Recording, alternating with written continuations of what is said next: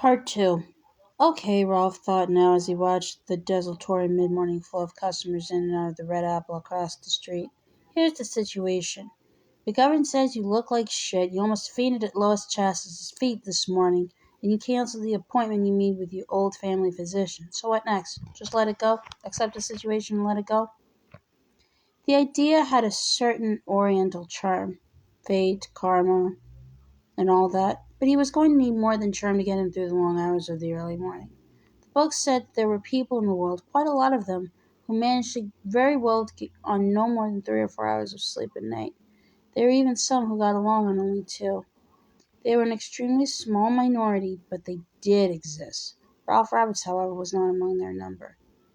How he looked wasn't very important to him. He had a feeling that his matinee idle days were behind him, but how he felt was it was no longer just a matter of not feeling good. He felt horrible.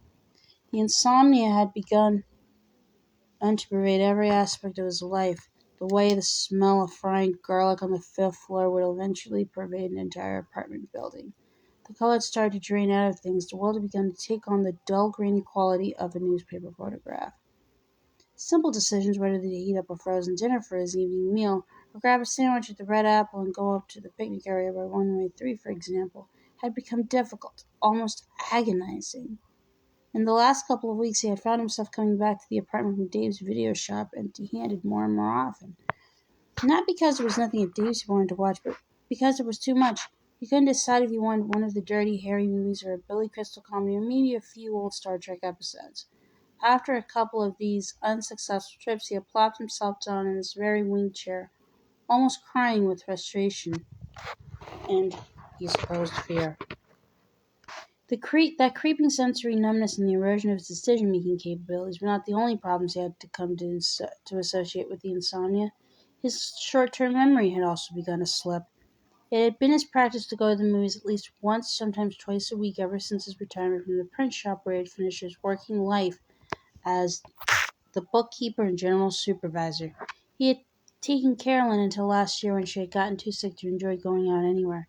After her death he had mostly gone alone, although Helen Dean had accompanied him once or twice when Ed was home to mind the baby. Ed himself almost never would, claiming he got headaches at the movies. Ralph had gotten so used to calling the cinema center's answering machine to check showtimes that he had the number by heart. As the summer went on, however, he found himself having to look it up in the yellow pages more and more often. He'd no longer be sure if the last four digits were 1317 or 1713. It's 1713, he said now. I know it is. Did he really? But did he know it? Did he really?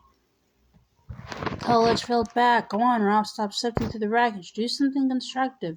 And if Litchfield really sticks in your craw, call somebody else. The phone book's full of doctors as it ever was. Probably true, but 70 was maybe a little old to be picking a new sawbones by the eeny, meeny, miny, mo method. And he wasn't going to call Litchfield back. Period. So what's next?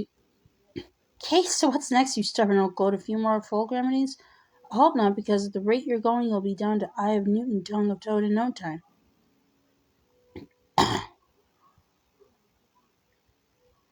The answer that came was like a cool breeze on a hot day, and it was an absurdly simple answer. All his book research this summer had been aimed at understanding the problem rather than finding a solution.